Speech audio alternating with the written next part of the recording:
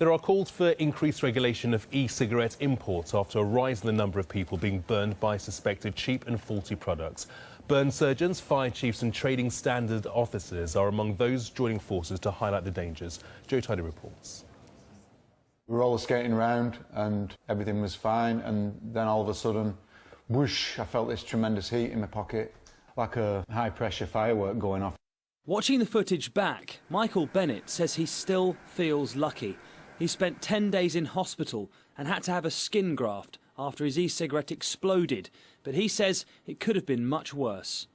What really gets me is if I would have been picking Michael up off the floor when he was roller skating.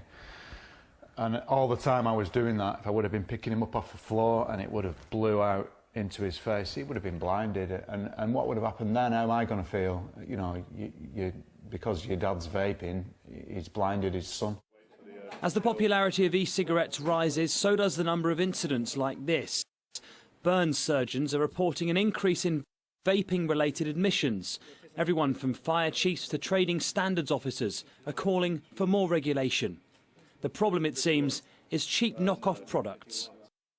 Mass production in foreign factories seems to have picked up, certainly in the last 6 months, and huge amounts of these products are being sold on the internet, and frankly an awful lot of them you would really struggle to trace back to a reputable vendor. This footage is from the US. Again, the user is badly burned.